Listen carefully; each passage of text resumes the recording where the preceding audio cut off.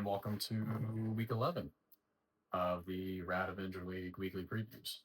Last week, which was 2 days ago at the time of this recording, you got to join me on a walk through the woods. Today, we're cooking dinner.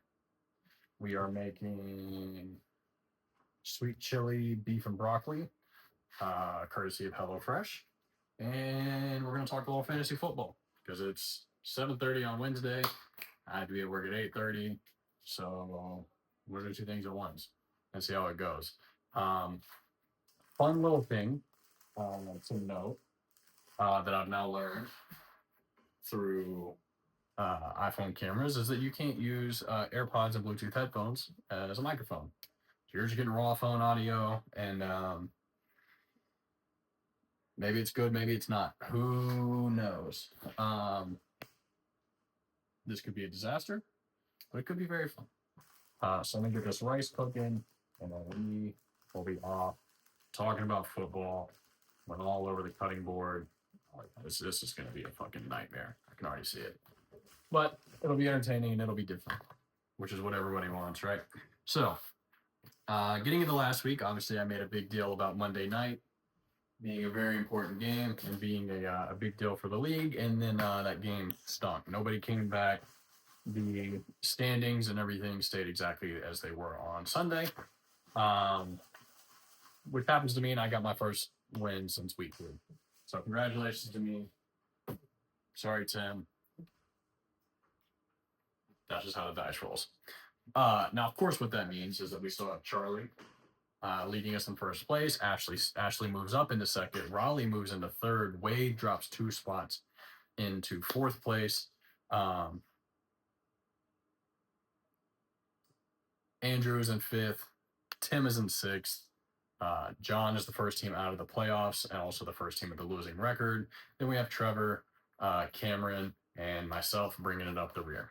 Now, the interesting thing about those numbers is that I think pretty much everybody is still in the playoff picture except for me.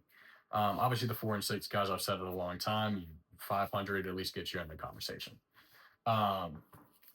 And with the worst teams until you get to my 2 and 8 being 4 and 6, should make for a pretty interesting run down the stretch here. Now let's see. Oh, another quick note. Andy Isabel minutes just not happening. I'm already juggling a lot of things right now as is, and it's probably going to suck. So that will be on hiatus until further notice. But yeah, let's see what kind of let's see what kind of movements were made this week. All right. So as has been the case for like 3 weeks now, I had top waiver priority, picked up Aldrich Esteem, the rookie from Denver, who allegedly is about to see more carries. Sorry, I just had to see if I had to separate these scallions up. We had Cameron grab Tyler Lockett, drop Wandell Robinson. We had defense. Tim added Ricky Pearsall. I think he dropped Mike Gesicki earlier. Wade went ahead and added Justin Herbert to try to solve some of his quarterback woes. More defenses. I dropped Tyler Algier, grabbed Gus Edwards, mostly because both of those running backs play in week 12, which is one more than I currently have. John added Jonnu Smith, defense, and then John added Trey Benson as well. And then a couple movements today. Andrew finally given up on the Jonathan Brooks train, which I've seen a lot of people doing. He went ahead and snagged Dallas Goedert, and then Wade just can't quit. Went ahead and added Cam Akers, got rid of Geno Smith. So there's your movement for the week, and I think a lot of people are prepping for buying again this week, and especially next week with week 12, with so many good teams being on a bye. The Jets, the Bengals. It's funny because I just named 2 teams with a losing record. All right. Now to the matchups. I'm not really going to worry about going in order of the rankings right now, but I will start with Charlie because he's playing Ashley, and that'll knock out 1 and 2. God, this looks like shit. Oh, dude, I forgot to spin the wheel. So last week, I think Wade won. I was trying to get some confirmation on that with the best running back duo. If he didn't, I apologize. Not really, because it's actually Raleigh's fault for not putting it in Discord. There you go.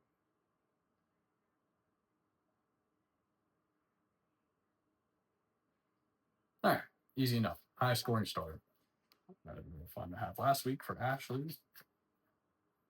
But there you go. Highest scoring starter will get you $10 this week.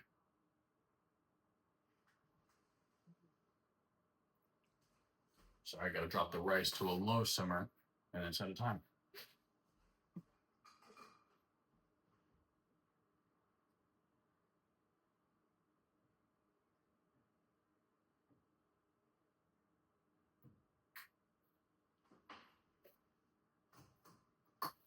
Keep that nice and covered up.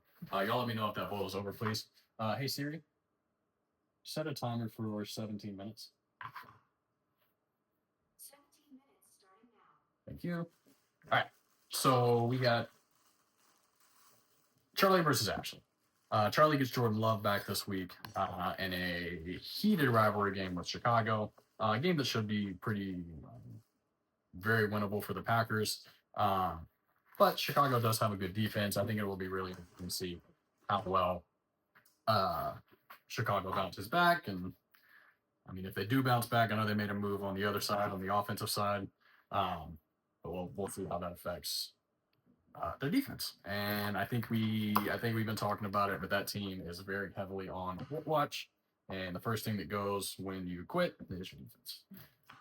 Derrick Henry gets a tough matchup with Pittsburgh, so we'll see how he handles that. I think he had a pretty pedestrian week last week, if I'm not mistaken. This app on the iPad looks like shit. It's just a phone. Scaled down. What did he do? Yeah, this shit not even scroll for real? Are you kidding me? Yeah, 13.6, which for him is like scoring 5 points. So we'll see if he has a bounce back this week. Obviously, another big rivalry game there. Two teams that always play each other tough. So I don't really expect. I mean, they're in first place in the AFC North, which may be the strongest division at this point. On the other side, you got Ashley's just slew of Vikings that she has. This bowl is so small.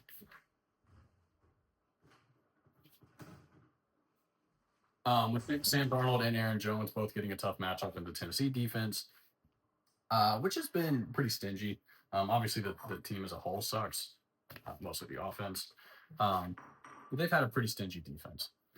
Jonathan Taylor gets the Jets, which at one point we thought had a stingy defense. Turns out they suck too.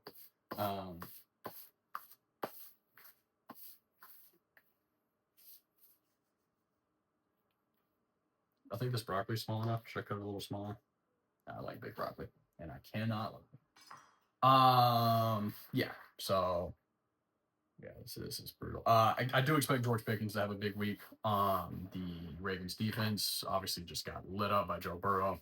They've been pretty questionable all year, and George Pickens has finally come along. And now that he's got somebody opposite to take some of the heat off of him, and Mike Williams, my boy Big Mike, I do like him to have a big week. The NFL app has this as a projected 105 to 99 victory for Charlie.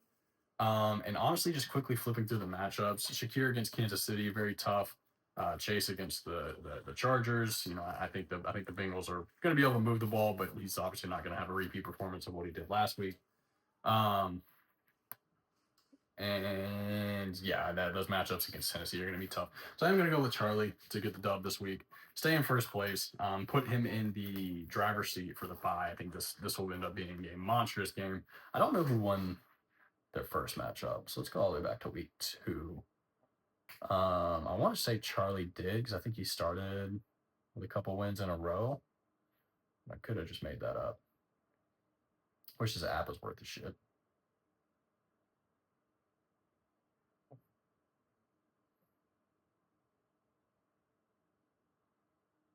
Yeah, he won. So that would obviously just give him the tiebreaker there, as well as putting him a full game ahead of Ashley. So I think that is probably what I think that's what's going to happen.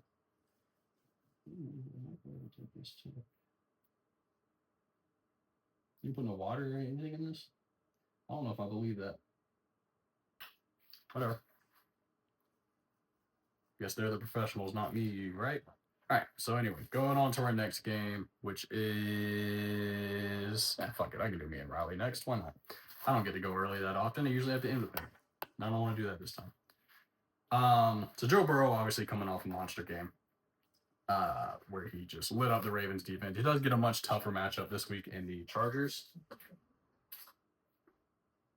but the Bengals are pretty much in like must-win now territory. So I expect him to show up and pull through.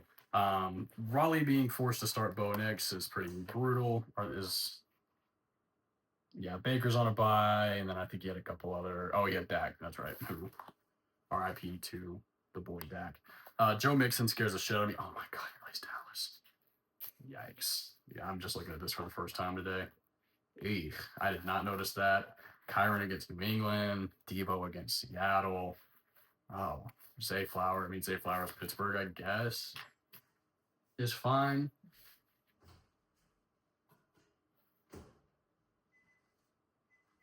Yeah, honestly, like I looked at our matchup a little bit earlier, and I looked at my matchup specifically, and I thought might be sitting pretty this week.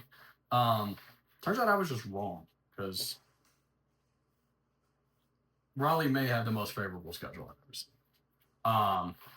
Obviously Buffalo's tough for Kelsey, but like that's a monster game, and they're going to rely on him a lot there. So I expect him to, beat Travis Kelsey. We'll do that other ball. I'll put it back. No, it's right here. Get a little ranch, use it for the sauce. It's too big for the broccoli. Too small for the broccoli. Yeah, I really came into this thinking I had a shot. I really like the Quentin Johnston matchup against the Bengals, which I actually don't even know if he's going to end up starting. Oh, yeah, I do. I'll take it next week. Quentin Johnston against the Bengals. James Cook against the Chiefs. Obviously, I don't love having to deal with that matchup. The Brees Hall against the Colts. A.J. Brown gets Washington on Thursday night. I really came into this thinking I had a shot, and I don't think I do. Now, interestingly enough, the last time I played Raleigh, I played him without A.J. Brown because he got hurt on Saturday. And I played him without a tight end because Evan Ingram pulled his hamstring in warmups, and we have a transaction limit, and I used all mine. So it will be fun to play Raleigh with an actual full team. I really would like to not give him the satisfaction of saying he ever beat me when I had a full team. I think it's going to be a pretty uphill battle. The website agrees. It's got it at 96 to 107. And I think it's going to make it that much worse that I'm about to lose to a Bo Nix-led fantasy football team. I've lost to Raleigh before. I've lost him in heartbreaking fashion. I've lost to him with a full squad. But Bo Nix that would just hurt on another level. So for my own sanity, I really need to pull this one off. I really can't fathom a world where Bo Nix beats me in a fantasy football matchup. And it doesn't even if he puts up 7 points and I still lose 20, that would still suck. He was on the team and I lost to fucking Bo Nix. So that's brutal. I don't even actually know if y'all can hear me that well, if this video is going to turn out that well. I'm uploading it regardless. I will watch it and see. But I don't know that I have it in me to do a second take cleaner. So now we got Tim versus Wade. Lamar Jackson also obviously off that big duel again with Joe Burrow. We talked about the Ravens taking on Pittsburgh this week in a big divisional game really for the lead in the division and probably the front runner to win that division, get a home playoff game. So big deal for both teams. Obviously good defense versus bad defense and average offense versus great offense. But at the end of the day, Lamar is Lamar. And I trust him to do what he's been doing. He's probably the front runner for the MVP. He's awesome. What really scares me about this matchup, and Saquon came off of a game where they didn't really need him. He wasn't that utilized, and he put up 8 points, which is largely how I ended up getting the victory in our game this week. So I expect him to have a pretty massive bounce back against the Commanders, whose defense has come alive in the back half of the season. Granted, they played a couple not great teams, but they just lost to the Steelers. They're still exploitable by a good enough offense. And trust me, the Ravens are very much good enough.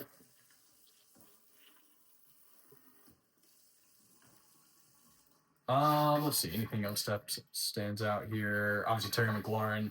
Um, I mean, wasn't really held in check. Get 13 points against me, but he's going to be a part of that big Philly matchup on Thursday night. Big game on Thursday night.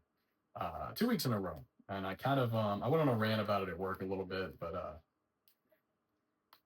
Thursday night games have gotten too good. It's not what Thursday night is about. I've talked about this before. Um,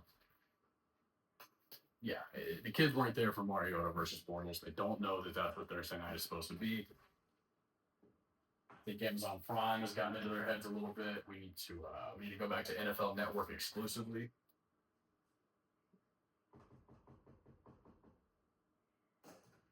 And more importantly, we need Titans Panthers. We need the Titans Panthers Thursday night game to kind of reset everything and get everybody feeling right. The Eagles Commanders, maybe they thought it was going to be bad and we didn't know Jaden was going to be good. But that's just way too good of a game to put on Thursday night. Real quick, I got to grab a pen and get that heated up. Jordan Addison's got Tennessee, and I love that matchup.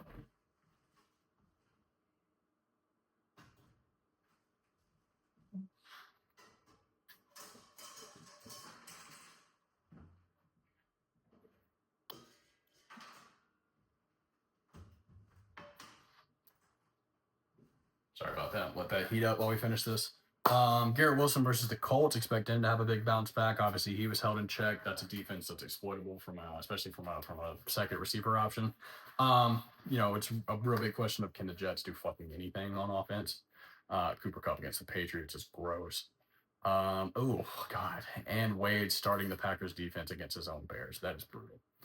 Let me flip through this so you can make a prediction here. I do love Justin Herbert this week. I think he has a monster week against the Bengals. I think that game ends up being a shootout. But I think Saquon, Ramondre's got a favorable matchup. Tyreek, if he goes, I think it's going to be too much. I'm going to once again agree with the website. You notice this when I'm distracted. I just agree with what the website says because if I'm wrong, they're wrong and they're fucking stupid. Tim takes the V here, gets back into the playoff picture. Wade then drops to 6-5 with a big bye week coming up because he will be missing Bijan next week. And a little bit of a must-win game. He will at that point be skidding a little bit, and just saying to keep an eye on it. Not saying anything particular is going to happen. I'm just saying keep an eye on it.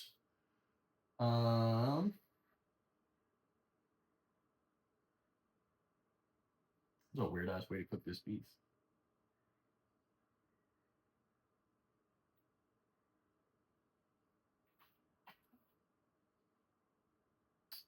Oh, I was supposed to put that sauce in a large bowl. Damn, I really just didn't even need this fucking small bowl at all, did I? That's crazy.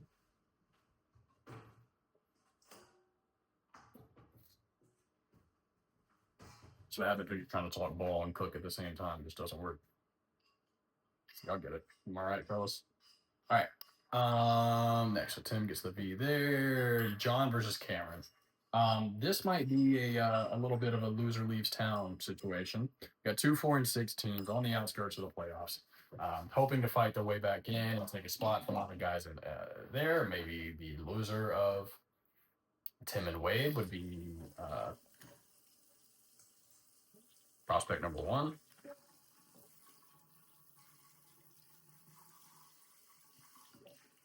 So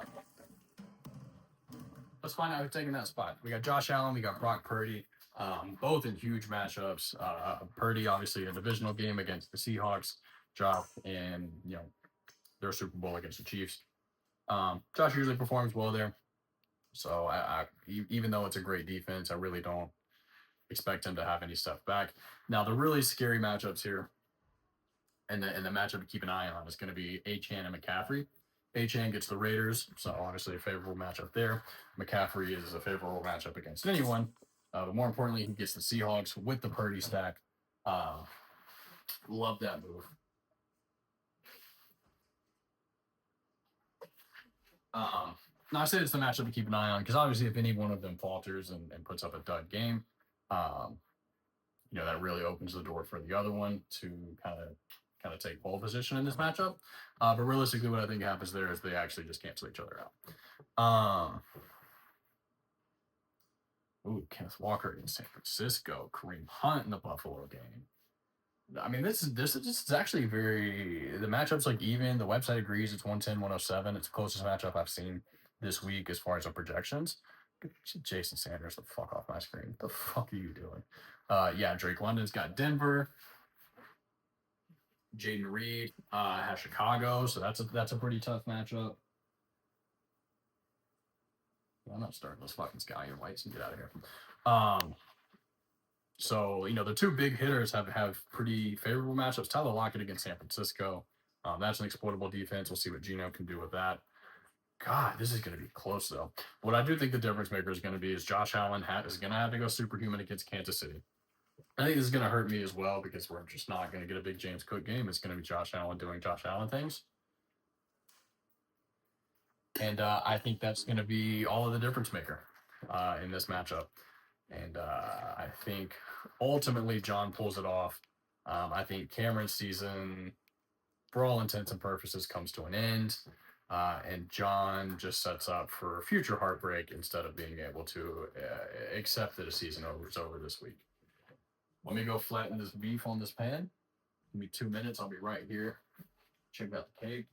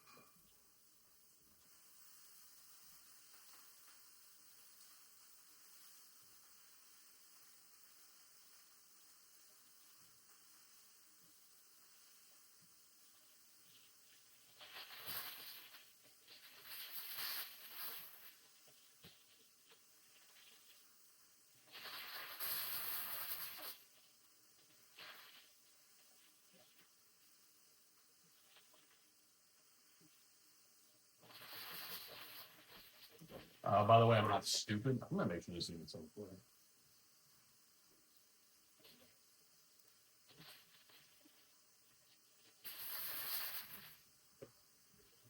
We're good. Which I guess you know that because I'm still here. I'm not stupid. That's how it says to cook the beef. To flatten it. Hey Siri, stop. To flatten it out and just let it cook for 3 minutes. So, no, that's what I was supposed to season with pepper for sure though.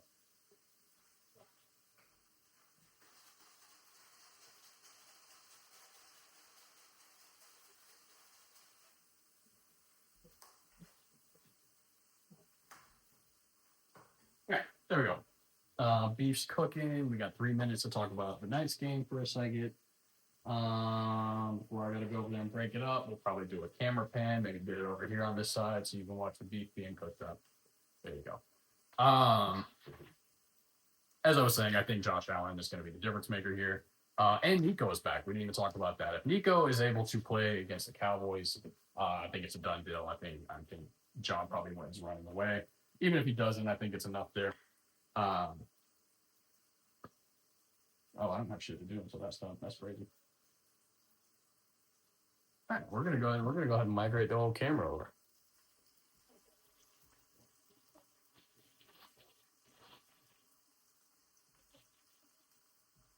Anyway, so our next game. Is this the last game actually? It is because I started with Charlie and Ashley. So this is it. I don't know if you're going to be able to see the finished product here. Maybe I'll come back with a little bit of a wide shot of what we got cooking, what we got going on. We have a repeat of last week too with a Thursday night quarterback matchup. Jalen Hurts versus Jaden Daniels in a divisional game on Thursday night. I don't know if y'all gonna be able to hear me over.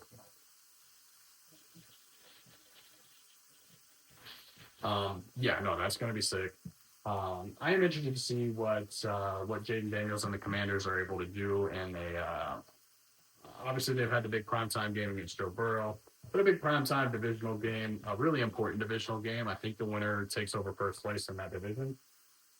Um, so yeah, I mean that'll be a blast. We've got Nick Chubb against the Saints, which is a wonderful matchup. Oh, we've got running backs playing each other. So we've got Kamara on the other side, obviously playing the Browns. Mm. Dude, I still don't know what Nick Chubb is going to be able to do this week, and I do think I didn't even talk about it in my game because obviously I'm distracted. But Cedric Tillman against the Saints in the Jameis Winston revenge game, I'm really excited for. So we'll see what that means for Nick Chubb. I think there's going to be some scoring opportunities there. I think they're going to be able to move the ball well. It's still just how much do they trust him? How ready is he to take on a full 100% workload? Amon-Ra against Jacksonville, he should eat. He's been quietly putting together a top 10 wide receiver season. Obviously, he was drafted as such, number 3 overall, I believe. But you just haven't heard his name that much this season. You've seen a couple of nice touchdowns, but he's just top 10. What is it? Number 7. Jawan Jennings making his return to a Red Avenger League starting lineup here against Seattle.